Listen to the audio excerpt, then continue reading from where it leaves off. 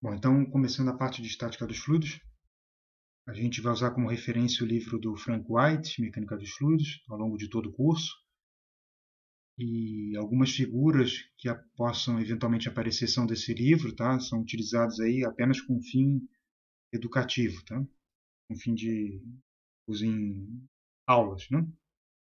Ok. Quando a gente fala de estática dos fluidos, né, o nome já deixa a gente supor, né?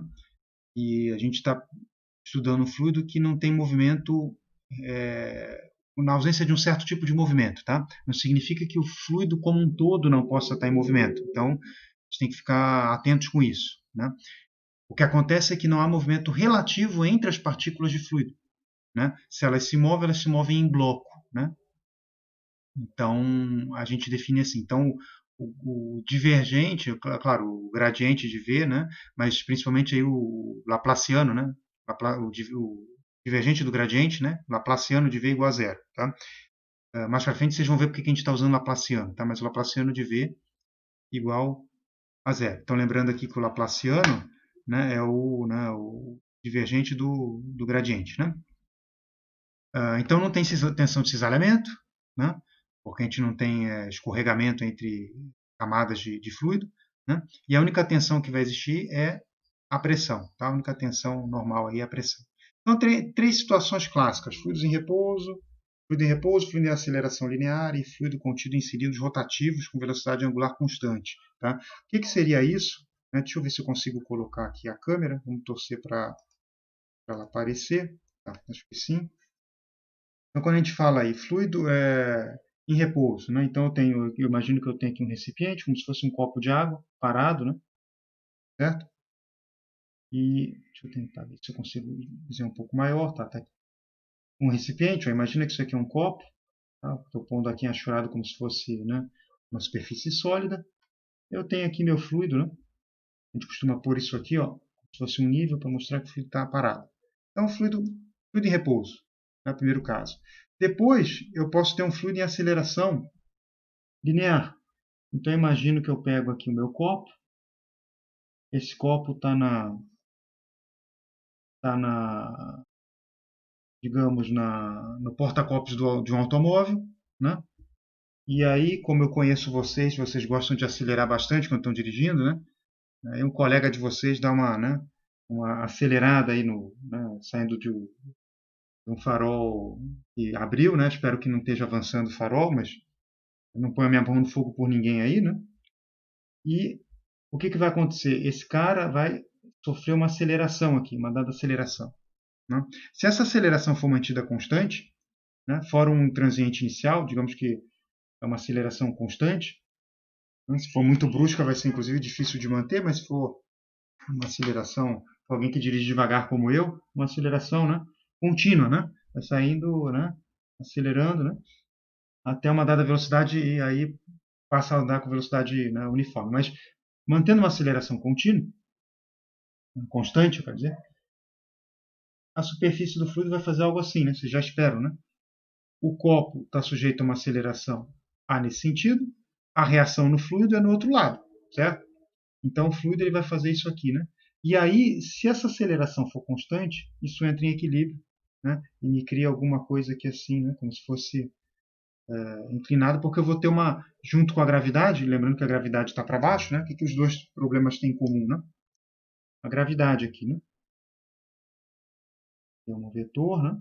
Eu tenho a gravidade aqui também. Então, isso aqui é uma resultante, né? A aceleração resultante, certo? E depois, fluido contido em cilindro, a gente tem aqui um movimento de corpo rígido também, né? Um cilindro rotativo, tá? Aqui, deixa eu tirar aqui para vocês verem de novo. Ó. Cilindro rotativo com velocidade angular, tá? Então, velocidade angular constante, tá? Lendo aos poucos, ó. Fluido contido em cilindro rotativo com velocidade angular constante. Isso me dá um movimento de corpo rígido, né? Depois de um transiente, ele vai, né, ele vai uma hora entrar em equilíbrio. Então é como se eu tivesse o mesmo copo aqui, ó. Esse copo é só como exemplo, tá? Eu pego aqui a linha de centro, estou desenhando em 2D, mas imagine isso em 3D, tá? E eu imponho aqui uma rotação, né? Vamos por aqui, ó, um vetor rotação ômega, né? E aí a minha superfície vai fazer isso aqui, ó, alguma coisa assim. Então imagina que a gente colocou esse copo em cima de um toca-discos, por exemplo, né? Alguma coisa do tipo, né? Então ele vai fazer isso aqui e vai ficar se mover como um corpo rígido. Então não tem também movimento relativo entre as partículas de fluido. Tá? Alguns exemplos, ó, isso aqui poderia ser um copo parado, um copo num carro acelerando, num avião acelerando, né? Durante a decolagem, por exemplo, né? Isso aqui poderia ser, por exemplo, um tanque de combustível de um, por exemplo, tá? Isso acontece de uma aeronave que entra em parafuso, né? Uma aeronave acrobática, alguma coisa assim, ele vai fazer isso aqui, tá? Tem outros exemplos, tá? Eu dei um exemplo aí meio exótico para vocês se animarem com a disciplina, né? Agora eu trabalhei um tempo com isso, né? Trabalhei um tempo na indústria, com aviação militar, né? E isso aqui é um caso comum, tá? De projeto de tanque de combustível em aeronave, né? Porque um avião militar ele pode cair em parafuso, né? Propositalmente, inclusive, né? Se estiver fazendo algum voo acrobático. Tá bom. Vamos voltar aqui para a transparência. Aplicações que a gente pode ter, né? Além dessas que eu falei, ó, distribuição de pressão na atmosfera e oceanos, a gente vai falar disso nessa aula. Manômetros, né? Como é que funciona o manômetro, né? Baseado em estática dos fluidos. Forças em corpos submersos e estabilidade de corpos flutuantes, por exemplo, uma embarcação, né? Como é que a gente projeta uma embarcação que é estável, né? Para ela não virar, né? Ok, então vamos começar com uma definição básica, que é uma pressão, né? Pressão em um ponto, né? Uma força de compressão normal dividida por uma área infinitesimal. Então, lembrando aqui, ó, da primeiras aulas introdutórias, né? A gente falou que não, que a gente está considerando a hipótese do contínuo. Então, o elemento de fluido, né? Quando a gente fala em infinitesimal, né? Ele pode ser tão pequeno quanto a gente queira, desde que a gente não chegue na escala molecular, porque aí a gente deixa de ser a mecânica do contínuo, né? A gente vai entrar em algo que é discreto, tá? Então, por isso que a gente coloca aqui um ΔA tendendo a um dA, né? Um elemento infinitesimal, então é força sobre a área, né? Quando essa força sobre a área tende para uma área muito pequena, então a gente não vai dizer área tendendo a zero, área muito pequena, a gente tem a pressão, tá? E a gente vai ver que para um fluido a pressão em um ponto não varia com a direção. Como é que a gente pode ver isso? Então está essa figura aí do livro, né? E como é que a gente pode enxergar isso aí, tá? Está equacionado aí, eu prefiro fazer de uma forma um pouco mais geral do que o livro faz. Deixa eu tentar colocar aqui a câmera de novo. Tá. Então, se a gente olha essa figura, né, a gente está vendo aí como se fosse um elemento de fluido. Ela não é um quadrado ou um cubo propositalmente, tá? Para provar que a gente pode pegar em formato de cunha sem problema, né? A gente tem aí o centro de massa, né? Então tem um elemento de peso, ó, ele escreveu aqui ρg meio, B delta x delta z, B é a largura, ó, né? Entrando aqui no papel, aqui é x, y, x, z, desculpa, e o y então está na direção de entrar no papel aqui, né? Então esse aqui é o volume, massa específica e gravidade, me dá o elemento de peso, e a gente está fazendo aqui um balanço de massa, ó, somatório de forças em x, somatório de forças em z. O livro ele já começa fazendo, já supondo, né, que eu estou com um fluido estático. Ele põe que a aceleração é nula, né? Somatório de força dá nulo, né? É como se estivesse parado mesmo, né? Então a aceleração resultante, né, por exemplo, se fosse num copo parado, seria a gravidade, o peso para baixo e a normal para cima, né? E o fluido fica parado, né? Não está acelerando. Mas só que a gente não precisa fazer isso para provar que a pressão é constante, chegar nessa conclusão. O que ele fez aqui foi simples isso. Ó. Você pega as componentes aqui da pressão, né, em x e em z, né, certo? Ele pega aqui em x e em z, tanto de um lado como de outro, é que ele tem que pegar o seno e o cosseno, e igual a zero, se vocês fizerem isso que está aqui, é só ir cortando, vocês vão ver que as pressões são todas iguais. Tá? Mas a gente pode fazer de um jeito mais geral. Tá? Então é isso que eu vou tentar mostrar agora. Deixa eu tentar ligar a câmera de novo. Tá bom. A gente não precisa fazer desse jeito. A gente pode aplicar a segunda lei de Newton, né, para um objeto acelerando. Tá? Então a gente faz assim, ó, em x, por exemplo. A gente coloca aqui somatório de forças, né, em x. É mais ou menos o que está ali, tá? Mas só que eu estou fazendo aqui de forma mais geral. Massa vezes a componente em x. Tá? Então eu estou pegando em x aqui isso que eu não estou pondo o símbolo de vetor, né? Quando a gente faz isso aqui, o que isso vai dar para a gente nessa figura? Né? Vai estar a pressão em X, delta Y e o B, né? Então, eu estou pegando, né, desse lado aí esquerdo, né, dessa cunha, essa parede na vertical, né, e eu tenho uma componente aí, né, desse lado aqui, ó, eu tenho que pegar a componente x aqui desse lado, né? Então, isso aqui vai me dar um seno θ, né? Certo? A componente aqui é seno θ, porque a pressão ela atua de forma normal, só quando eu pego a pressão vezes a área, eu preciso pegar o que está dando nessa direção x, né? Vai dar o sentido oposto, né? Então, a gente vai colocar aqui, para o outro sentido, menos P delta S, ó, né? E aqui é Z, desculpa, né? Eu chamei de Y, mas olhando a figura ali é Z, né? Corrigindo aqui é Z, né? Delta S seno θ, né?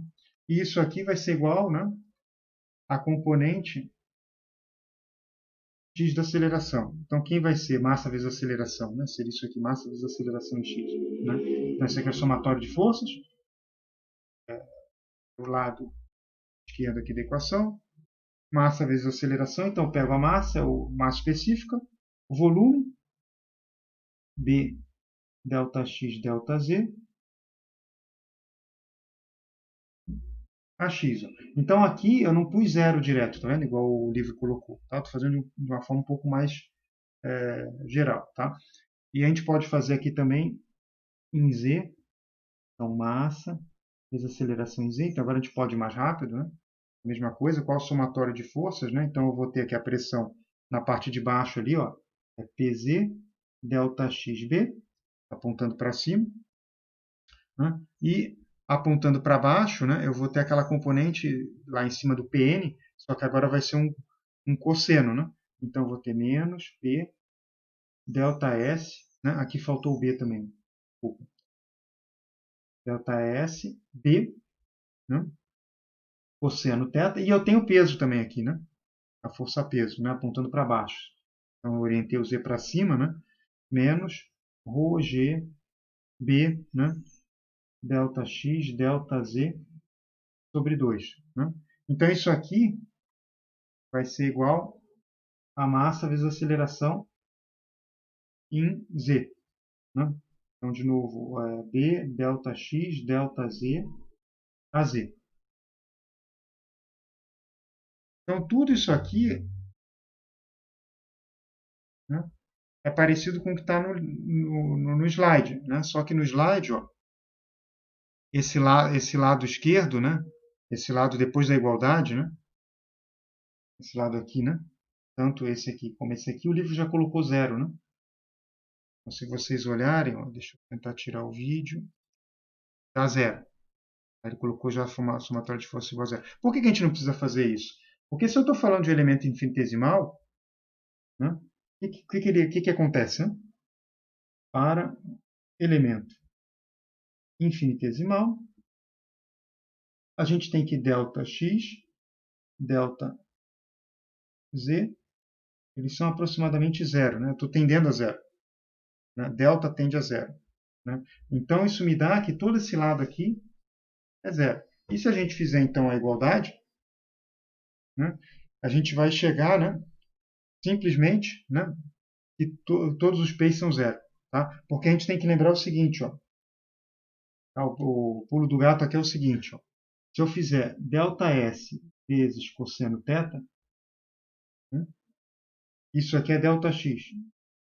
Né, e ΔS vezes seno θ, isso aqui é ΔZ. Né? Então, quando a gente fizer isso aqui,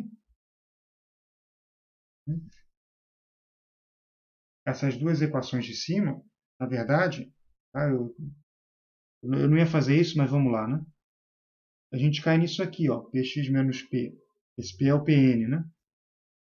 Eu não pus o N, mas enfim. Aí vai ficar aqui com AX, delta X sobre 2 e PZ menos PN, né? É igual a ρ, AY mais G, delta Z, aqui é a Z, né? Desculpa, sobre 2. Então, quando eu faço o delta tender a zero, né, e a equação de cima me deu isso aqui, a gente vai ter simplesmente as três condições aqui, a gente vai ter simplesmente que PZ é igual a PX é igual a P, né? E que é igual, eu não pus, a gente não colocou o terceiro lado, né? Porque fica difícil desenhar em 3D, né? Mas isso aqui também é igual a um PY, né? Era só mudar a coordenada a gente vê. Então a pressão, né, em um ponto, né? Ela é, ela é igual, né? Não varia com a direção, tá? Eu vou parar a aula por esse vídeo aula aqui para não ficar muito grande e a gente vai continuar numa segunda videoaula, tá?